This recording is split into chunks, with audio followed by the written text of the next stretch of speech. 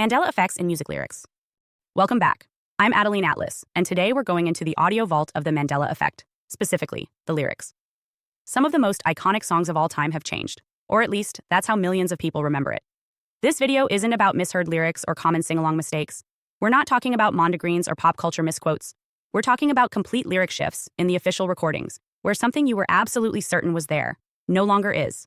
Or worse, is there sometimes and sometimes not. This is where the Mandela effect hits one of its strangest categories, music. Because when lyrics change, it's not just memory that's disrupted, it's rhythm, flow, emotion. Words that shaped decades of meaning are now rewritten, and the most unsettling part? The artists, the labels, and the archives all claim it was never any different. Let's begin with the one that started this question for millions of fans. We Are the Champions. Where did the ending go? The rock anthem, the stadium closer. Queen's We Are the Champions has been sung, shouted, and screamed by generations. And how does it end? Of the world, right? Except, not anymore. Go listen to the official studio version. The song builds to its epic final chorus, We Are the Champions, and then, it just stops. No of the world. Not at the end. Not anywhere. Just a soft taper off. This change has sent waves through the Mandela effect community, because for decades, the Of the World finish was the signature moment. People remembered jumping off bleachers to it, singing it in karaoke, hearing it on the radio. So where did it go? Queen has performed it with Of the World in certain live versions, such as at Live Aid, but those are now pointed to as exceptions, not the rule. The official track never had it, or so they say. So why do so many remember that exact phrase, with that exact timing, at the end of the song? Was it a live version everyone internalized as the standard, or has something deeper changed in the structure of the track itself? California Dreamin'. I began to pray, versus, I pretend to pray. Next, we shift to a softer tune with an even sharper contradiction. California Dreamin' by the Mamas and the Papas. This song is almost spiritual for many, an anthem of longing, cold weather, and aching hope. And in the second verse, the lyrics used to say, I went into a church, I began to pray. Except that's not what it says anymore. The official lyrics now read, I went into a church, I pretend to pray. Pretend? Why would someone pretend to pray in a moment of vulnerability? It doesn't match the emotional tone of the song. It shifts the entire intent. This isn't a typo. This is a complete shift in meaning. What's more unsettling is that thousands remember began to pray as the correct line. Many even claim they heard that version on old radio broadcasts and church youth group tapes. So, which is it? A rare alternate version? A misremembered lyric absorbed from a cover? Or a Mandela effect hiding inside a classic song? Country Road or Country Roads? Now let's talk about John Denver. His song, Take Me Home Country Roads, has become a cultural touchstone, singable by everyone from boomers to Gen Z. But which version do you remember? Take Me Home Country Road, or Take Me Home Country Roads? The plural S at the end is causing Mandela shock for many. People remember road, singular, as the correct lyric. But every official version now uses roads, plural. And this isn't just a minor detail. The lyric appears in the title, the chorus, and every reference point for the song. Yet many claim their cassette tapes, their karaoke lyrics, and even their own voice recordings use the singular form. For them, it was always one road, a personal journey, not multiple. Why would so many get it wrong? And why are Mandela effects so often tied to small linguistic shifts, like added or missing S's? Some theorists suggest we're witnessing quantum syntax realignment, where reality's grammatical encoding is being rewritten by unknown forces. Others point to AI-driven archive rewrites, where updated lyrics, transcriptions, and auto-captioning slowly overwrite previous cultural memory. Whatever the cause, the S has split the song in two. Standing or dancing in the street. This one is especially personal for many, and for good reason, because for some, it's already flip-flopped. The line comes from the classic Motown hit, Dancing in the Street by Martha and the Vandellas. Or was it Standing in the Street? Many fans swear they've heard both, and not in different versions, in the same version, at different points in their lives. Here's the reported lyric discrepancy. Calling out around the world, are you ready for a brand new beat? Summer's here, and the time is right for dancing in the street.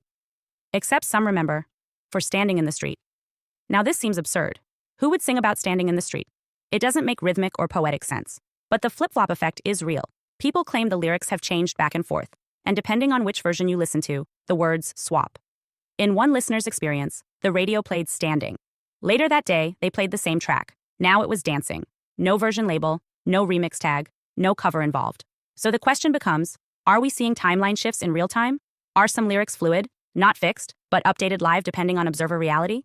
Is this musical proof of consciousness-based media alignment? Or is it just a bad case of memory reinforcement gone wrong? A hidden pattern in all the songs. Each of these lyric anomalies follows the same strange pattern. A phrase is remembered clearly and emotionally by huge groups of people. The current version says something similar, but emotionally different. Cultural residue exists. Fan covers, forum discussions, printed karaoke sheets, all using the old line. And yet, no official source claims it was ever anything else. So what's happening?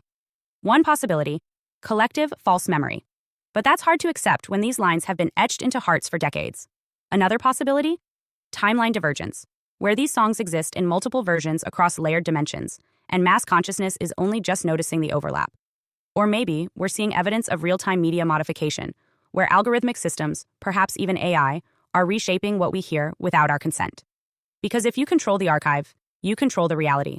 Whether it's Queen dropping a legendary phrase, a church prayer that became pretend, or standing turning back into dancing, these aren't just changes in lyrics. They're changes in emotional context, in meaning, in truth. If a line that meant something to millions can change without warning, then no song is safe, no word is sacred, and no lyric is guaranteed to be what you remembered. Let us know below. Which song hit you hardest? Do you remember Pretend or Began to Pray? Was it Of the World, or was that always just in your head? Because the next time you hit play on an old favorite, you might not be singing the same tune anymore. Hi, I'm Adeline Atlas, 11x published author, and what you just watched was only a taste of what's inside the Truth series, where we go all the way down the rabbit hole. If you're the kind of person who's always asking bigger questions, who knows there's more to this world than what we've been told, then this is your invitation to the series that was built for you. Inside the Truth series, you'll get full access to 6 mind-blowing sub-series designed to wake up your highest intelligence and decode the matrix we live in. 1. Locate the truth. Learn how to actually research, not just what to search, but how to verify, cross-reference, read declassified files, and protect your own mind from weaponized misinformation. This is truth-seeking, decoded. 2. The Mandela effect. Are we shifting timelines? Why do so many people remember a different past? We break down the most bizarre, undeniable examples of reality glitches and what they tell us about consciousness and control. 3. Law is magic. Law is not what you think it is. From word spells to maritime law and hidden contracts, we uncover how legal systems use language like a wand and how to stop being tricked by fine print that binds you without consent. 4. Entertainment or ritual. The Hollywood and music industries are not just for entertainment. From Super Bowl rituals to Grammy stage symbolism, we decode what's really being shown, who it serves, and why mass consciousness is the target. 5. Decoding dystopia. Ever wondered why dystopian fiction feels prophetic? In this subseries, we decode popular films and books, Hunger Games, 1984, Black Mirror, to reveal the hidden blueprints and predictive programming behind the plot. 6. MK Ultra plus mind control programs. This one gets deep.